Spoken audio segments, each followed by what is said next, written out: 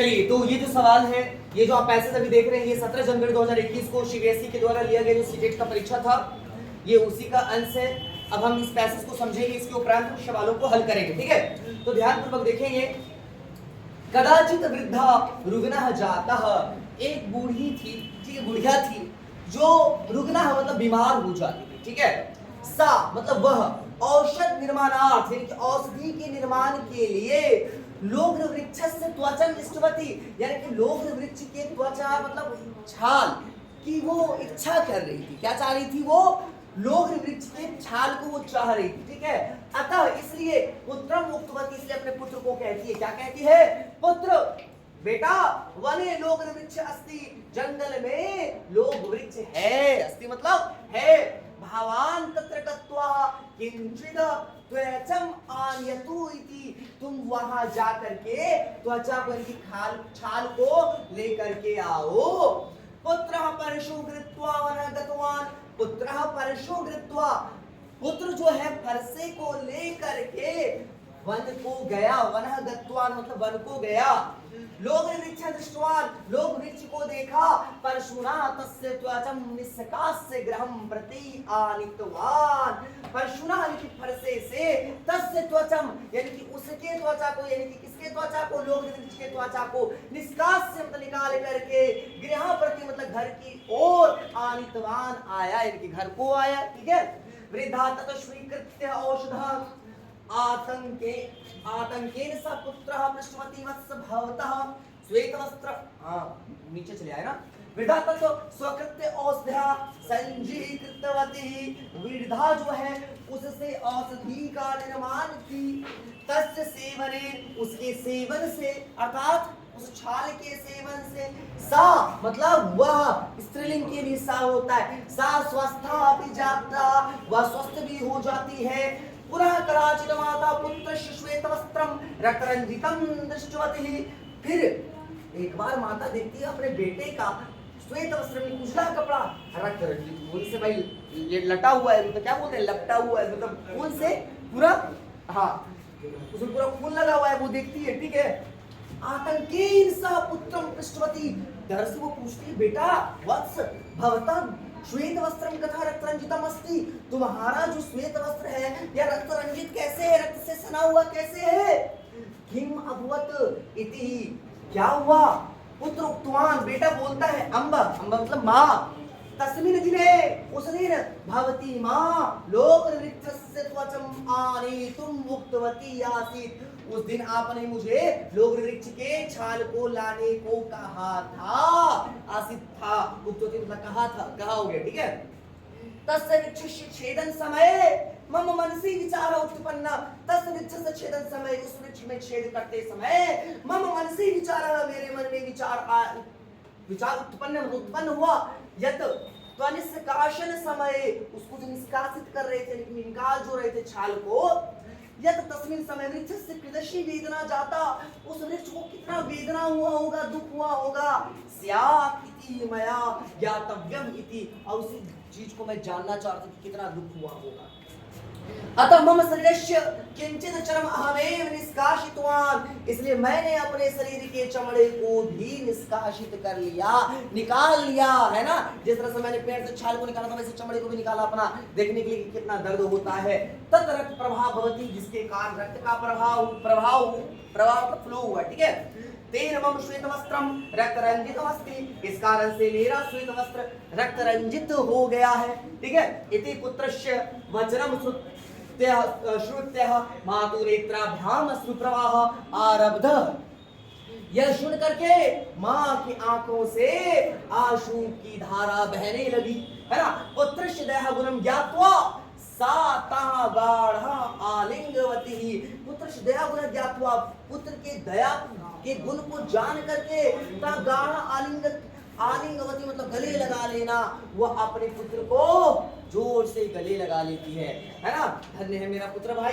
चलिए अब हम सवालों को देखते हैं, ठीक है। चलिए देखिए, पहला सवाल है, वृद्धा किम इष्टवती, वृद्धा क्या चाहती थी? तो यहाँ देखिए, यहाँ लिखा हुआ है ना, पहला लाइन को देखेंगे, वृद्धा रुकना चाहता था, लोग वृक्ष से त्वचम इष्टवती, तो हमारा आंसर है यहाँ हो जाएगा लोग वृक्ष से त्वचम, है ना।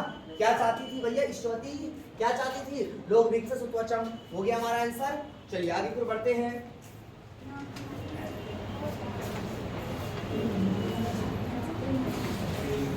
पुत्र की गृत्वा वनः गतवान, पुत्र जो है कि गृत्वा वनः गतवान क्या लेकर के घर गया, तो देखिए परशु गृत्वा वनम गतवान, तो परशु लिखा हुआ है आंसर, परशुम लिखा हुआ है, हमारा आंसर यही हो गया, तो दिक्कत नहीं ना। चलिए आगे बढ़े।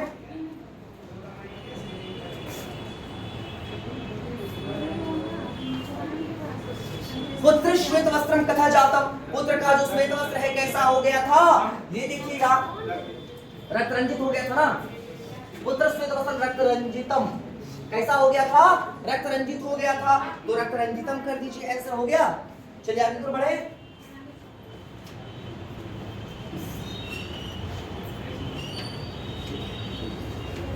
अब देखिए इसमें कौन सा प्रत्यय है, इसमें कौन सा प्रत्यय है, स्वीकृत इति पदे प्रयुक्त कृदंत प्रत्यय है, कौन सा प्रत्यय है, ल्यापो है ना। पहचान क्या है, लास्ट में यह देख लीजिएगा, लास्ट में यह दिखेगा तो भैया लैप हो जाएगा, बस यही चीज देखना, काम खत्म हो गया, समझ गए। चलिए आगे बढ़े।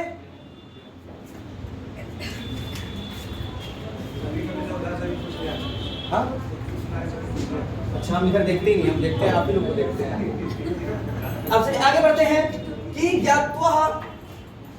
ज्ञात्वा वृद्धा पुत्रम आलिंगवती, क्या जान करके वृद्धा, यानी कि वो जो महिला थी, वृद्ध महिला अपने पुत्र को आलिंगन करती है, गले लगा लेती है। तो देखिए ये लास्ट लाइन देखिएगा, पुत्र दया गुणम ज्ञात्वा, तो दया गुण आंसर में है क्या हमारा, पुत्र दया गुणम हो गया हमारा आंसर, है ना। चलिए कोई दिक्कत नहीं ना, आगे की बढ़ते हैं।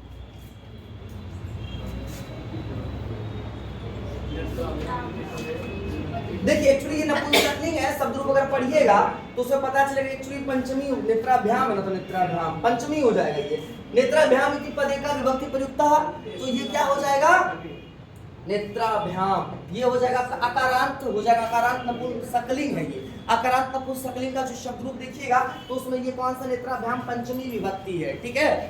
चलिए आगे बढ़े, तो शब्द रूप को आपको थोड़ा पढ़ना पड़ेगा।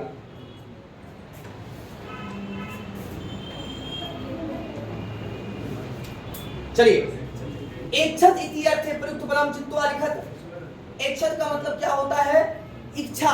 देखिए ऐसे भी लिखिए ना, शब्द सुन के लगता है इच्छत मतलब इच्छा नहीं लगता है, तो इच्छा के लिए इष्टवती शब्द का प्रयोग हुआ था वहां, इष्टवती पहला लाइन में ही देखिएगा इष्टवती, तो इसका आंसर हो जाएगा इष्टवती। इच्छत का मतलब इच्छा करना, समानार्थी शब्द उसका इष्टवती हो गया, कोई दिक्कत नहीं। आगे तो बढ़ते हैं।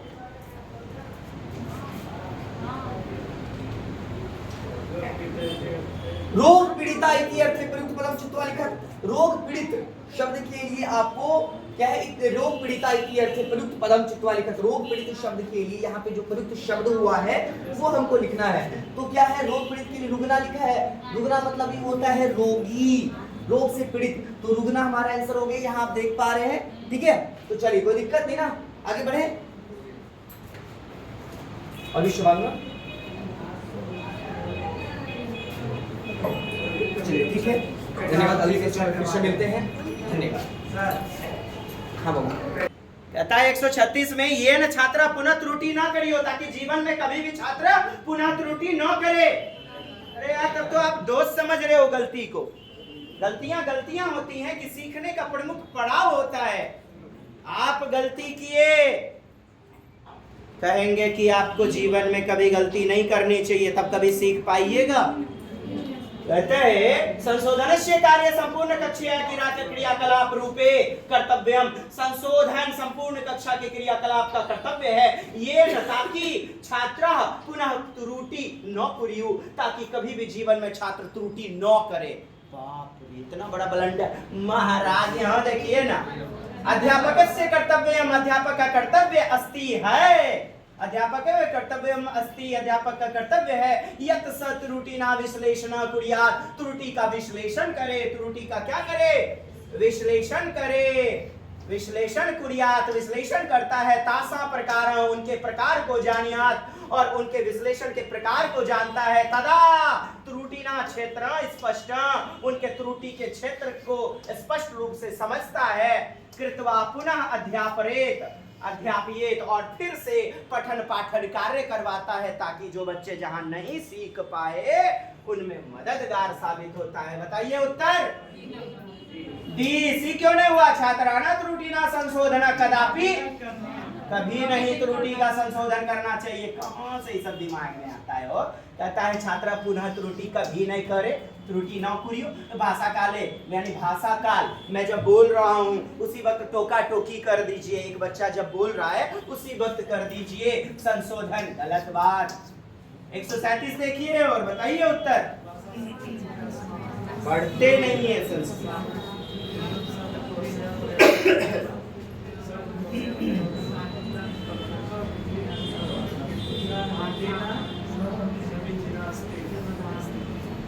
जी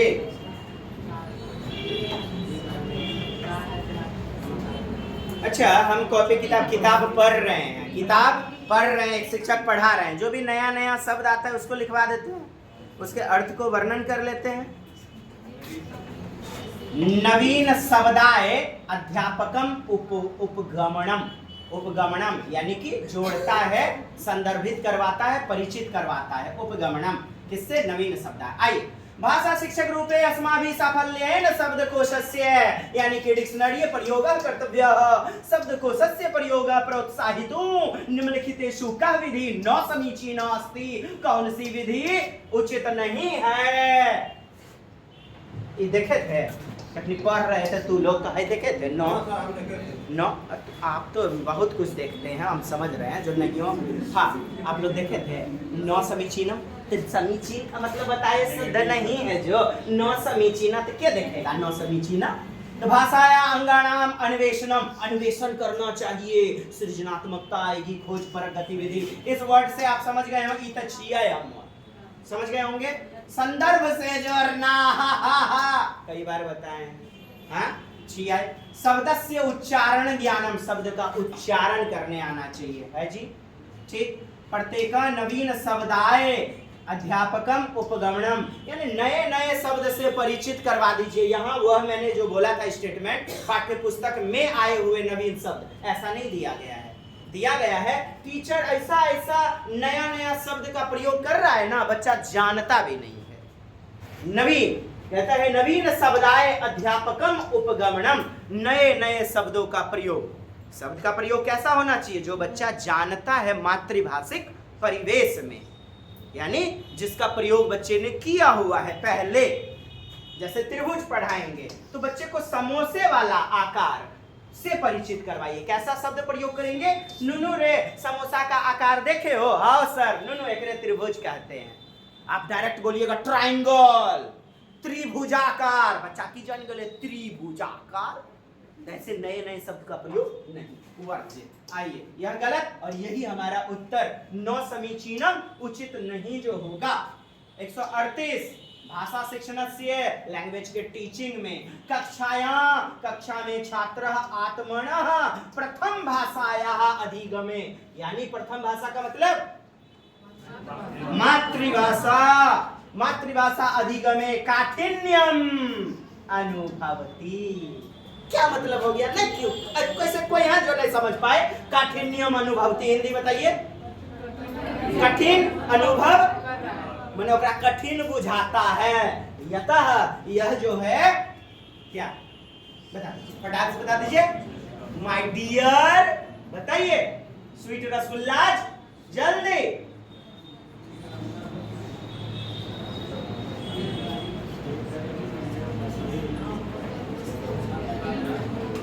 बताइए। कितना बेहतरीन उत्तर दिया गया है। बी, बहुत अच्छा madam. B salute. B A बोले ना, डी बोले क्या? बी। ओके मैडम, बहुत अच्छा, एक्सलेंट। देखिए मैडम ने पकड़ लिया भाषा गृहस्य भाषाया तुलनायाम औपचारिक भवती।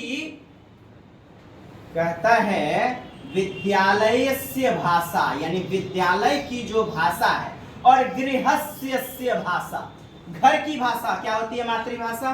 घर की भाषा क्या होती है? मातृभाषा। तुलनायाम, मातृभाषा की तुलना में यानी घर की भाषा के तुलना में औपचारिक होती है।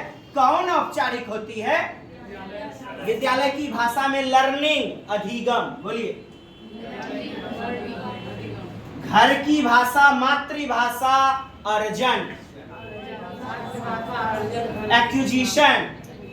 तो कहता है विद्यालय की भाषा घर की भाषा में कहता है औपचारिक होती है। तो फॉर्मल तो होती ही है, नहीं बताए हैं? आप स्वाभाविक रूप में अंगिका सीख लिए, छछू वगैरह सीख लिए, कोई सिखाया था? तो ये गृहस्थ्य से भाषा हो गया ना, यानी मातृभाषा अर्जन, और विद्यालय की भाषा अधिगम, लर्निंग। तो कहता है विद्यालय की भाषा यानी कि अधिगम अर्जन की तुलना में औपचारिक होता है। सही तो बात है। और गृहस्थ्य की भाषा क्या होती है? अनौपचारिक होती है, अनौपचारिक होती है। अब आप देखिएगा, स्वभाषा विद्यालय पठना रुचिकरण न भवति, यानी खुद की भाषा जो है मातृभाषा रुचिकर नहीं होती। छात्र स्वभाषायां जानति अतः तस्य विद्यालय पठनम औचित्यपूर्ण न प्रतीयते, यानी कि छात्र की खुद की भाषा का प्रयोग, मातृभाषा का प्रयोग नहीं करवाना चाहिए, माने औचित्य नहीं होता है। छात्राणां लेखन योग्यताया सविद्यालय स्वभाषा काठिन्य मन्यति, यानी कि उनकी जो मातृभाषा है ना कठिनता पूर्वक मानी जाएगी। तो गलत बात है साहब। 139 देख लीजिए फटाफट। छात्राणां लेखन योग्यताया मूल्यांकनस्य, किसकी योग्यता? लेखन की योग्यता की, लेखन की योग्यता का क्या करना है? परीक्षा, जांच और मूल्यांकन क्यों करते हैं? मैंने जो पढ़ाया, शिक्षक ने जो पढ़ाया कितना सार्थक हुआ, बच्चे किस हद तक सीख पाए, ये जानना, उनके चिंतन के प्रकार को जानना, ये होता है लक्ष्य। मूल्यांकन से सर्वोत्तम विधि अस्ति, अस्ति मीन्स है, तो मूल्यांकन की सर्वोत्तम विधि कौन सी होगी? स्वानुभावे। आपने देख लिया और उत्तर हो गया। तो यार मेरा खुद का अनुभव मैं लिखूंगा जब, तो वो चोरकट नहीं होगा। होली पर निबंध लिखो, ये वही देखे चीट देखे 10 लाइन लिखना था होली पर निबंध, वो तो निगमन विधि, आगमन विधि। अब सारी चिंतन मतलब खुले अंत वाला चिंतन, मैं अपने अनुभवों पर आधारित। होली में अंगा नंगा कसाते हैं, अंगा नुंगा कसाते हैं, तरह तरह का जूता कुत्ता जो है न लेते हैं, तरह तरह का पकवान खाते, अपना अनुभव। बच्चा सेल्फ एक्सप्रेशन यदि कर दे साहब, तो इससे बेहतरीन पेडागोजी की सार्थकता किसे कहेंगे आप? स्व यानी कि खुद का अनुभव, सेल्फ लर्निंग यानी लर्निंग बाय डूइंग, खुद की अभिव्यक्ति जब बच्चा करता है, यही तो बेहतरीन मूल्यांकन पाया जाएगा लेखन वाले। आगे बढ़िएगा 140। भाषाया व्यवहारिकः पक्ष भाषा शिक्षणस्य डैश प्रोन्नति प्राप्तवन्तः। क्या प्राप्त करते हैं? भाषा शिक्षण से। भाषा का टीचिंग क्यों करते हैं साहब? भाषाया व्यवहारिकः, बता दीजिए भाषा का व्यवहारिक वाला, आपका भाषा का व्यवहारिक वाला, व्यवहारिक रूप से भाषा का शिक्षण कौन सा विधि से? वार्तालाप, अंतः क्रिया। भाषा डेवलप होगी बच्चे के। ये वही तुम जो है ना अपना टिफिन देना, भाषा डेवलप हुई, इंग्लिश में टॉकिंग करेगा, संस्कृत में टॉकिंग करेगा, समूह में वार्तालाप करेंगे बच्चे। अंतः क्रिया, सामाजिक सांस्कृतिक अंतः क्रिया, आज भी हमने देखा हुआ था वार्तालाप। आप कहेंगे संरचनात्मक संरचनात्मक पक्षेण, संरचनात्मक पक्ष, निर्माणात्मक पक्षेण, पारंपरिक। साहब डेवलप होगी कैसे? वार्तालाप करवा करके। वार्तालाप अंतः क्रिया जिसमें सहयोगात्मक गतिविधि भी रहती है, समूह गतिविधि। ये आपका हो गया 1 नंबर। कौन नहीं समझ पाए पेडागोजी सेगमेंट सूचित कीजिए। समझ पाए? ऑनलाइन परीक्षा के आपके प्रश्न थे 17 जनवरी 2021, तो आपको भी समझना चाहिए। चलिए धन्यवाद, लव यू ऑल, जय हिंद।